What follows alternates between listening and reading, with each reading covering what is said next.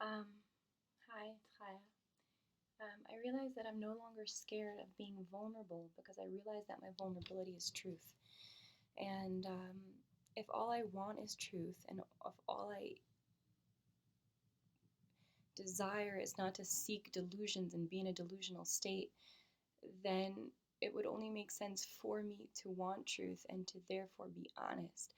And unfortunately, or fortunately, with honesty comes vulnerability. And it may be frightening, but that's the only way that you're actually sharing your truth. It's with the lies and the manipulation and the insecurities and the falsities and the things that you intentionally omit to maybe make sure that they don't react in a certain way to help the situation go in the way that you think that you want it to go. But when you really just recognize that, like, whatever's meant to be will be, and it will come in a way of truth, that the truth will come one way or another. If the person's meant to be with you, they'll be with you. If they're not meant to be with you, they're not going to be with you. And your time here is just so limited that it's a chaval to waste it. And the only way you waste it is when you delude yourself, when you don't come to a place of really being vulnerable, of really just saying the things that you're feeling. And I just recently had two experiences where I had to go through this. One was I saw someone that I broke up with, like, not so long ago, and I basically said to him that I said to him, "Can I please speak with you?" And he said yes, and I took him to a place where we wouldn't get interrupted. And then and then I told him that even though I had broken up with him and everything was fine from that point on, seeing him again just elicited memories inside me and therefore made me uncomfortable being around him.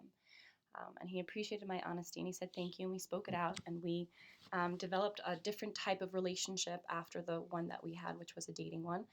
And then we became friends, and everything was just comfortable. There was no more tension, and there was no more confusion. But I had to come to a place of being really vulnerable to say that, like, I'm still attracted to you and I still like you. And even though what we had isn't going to practically work, seeing you now again is like bringing up the memories, which is like eliciting emotion and therefore making me a little uncomfortable. Like, if we can just work that out. And we did, thank God. And the other one was just recently, I called up someone or whatever, got in touch with someone who I wasn't in touch with for a very long time.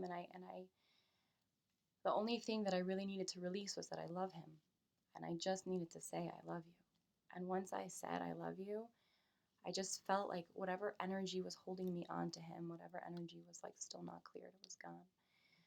So I give you guys all a blessing that you should be able to know that the truth is within the vulnerability and the vulnerability is within the truth. And that when you seek the truth, not deluding yourself, not manipulating things, not wasting time on things that won't really work, um, then it feels more okay to be vulnerable. It feels more okay to say, I love you.